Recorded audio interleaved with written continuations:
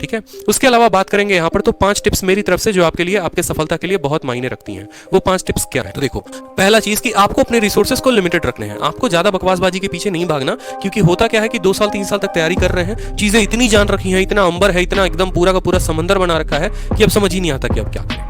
तो वो चीजें मत करो। जिस तरीके से मैंने एक एक बात आपको बताया, काफी कंसाइज में बताया कि सिर्फ पॉलिटी के एक टीचर, सिर्फ इकोनॉमी का एक सब्जेक्ट एक टीचर, वहां से कंप्लीट करो, नोट्स बनाओ, अपने रिसोर्सेज को लिमिटेड रखो। मैथ्स में जैसे कंप्लीट बैच ले लिया आपने, अब आप निश्चिंत हो जाओ कि हाँ, चीजें यहाँ मिल गई, क्लासेस मिल गई, वीडियो मिल गई, पीडीएफ मिल गई, यहाँ से पूरा का पूरा कंप्लीट हो जाएगा। ठीक है। दूसरा स्टेप क्या होता है कि मल्टीपल रिवीजन। दूसरा टिप याद रखना, ब्रूस ली ने एक बात बोली थी कि मुझे उस व्यक्ति से डर नहीं लगता जिसको 10,000 अलग अलग तरीके लड़ने के आते हैं, मुझे उससे डर लगता है जिसने एक ही तरीके को 10,000 बार प्रैक्टिस कर रखा हो। तो ये काम आपको करना है कि आपको जो है अपने कंसेप्ट को बार बार रिवाइज करना है। यही होता है कि आपके मॉक में 2-3 सवाल जब आप पेपर देने जाते हैं, पता चलता है कि मैथ के जो अटेम्प्ट है वो सिर्फ 35 रह गए, 23 रह गए, 22 रह गए, 20 रह गए, 2-3 सवाल आपके रह गए। क्यों? क्योंकि आप रिवीजन करके अपने कंसेप्ट को पक्का नहीं करते। तो आपको रिवीजन पे ध्यान देना है। तीसरा, आपको डेली मॉक देना है। जब आपका पेपर नजदीक आएगा तो आप डेली मॉक देंगे, और जब आपका पेपर जो है काफी टाइम है अभी, तो आप वीक में एक मॉक देकर और उसकी अच्छी एनालिसिस किया करिए। जो सवाल गलत है उनको भी देखिए और जो सही है उनको भी देखिए कि सही वाले में और बेहतर क्या अप्रोच लगाया जा सकता था, और जो गलत था, ठीक है, उसमें गलती क्या हुई, किस तरीके से मैं उस पर काम करता। चौथी बात, अपने कैलकुलेशन के ऊपर काम किया करिए। इसके लिए एक एप्लीकेशन आती है मैथ ट्रिक की, तो उस एप्लीकेशन को मदद लेकर आप अपने कैलकुलेशन को काफी बेहतर कर सकते हैं। अगर कैलकुलेशन अच्छा नहीं है तो सवाल को लास्ट स्टेप तक तो बनाकर लेकर जाओगे,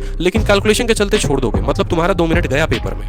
तो ये काम मत करना आप, ठीक है। और पांचवा, प्रीवियस ईयर, जो मैं बार बार बोलता हूं, कम से कम पिछले 3 सालों का प्रीवियस ईयर तो जरूर लगाकर जाओ पेपर में। अगर ये नहीं लगाया तो कुछ भी नहीं है, समझो। आप एक ऐसे टीचर के माइंड के हिसाब से तैयारी कर रहे हैं, कैसे बुक के माइंड के हिसाब से तैयारी कर रहे हैं जहां से सिलेक्शन तय नहीं, लेकिन अगर आप प्रीवियस ईयर लगाकर जाते हैं तो आप पक्का एसएससी ओरिएंटेड पढ़ाई कर रहे हैं। तो इस तरीके से मेरी तरफ से ये 5 टिप्स थे।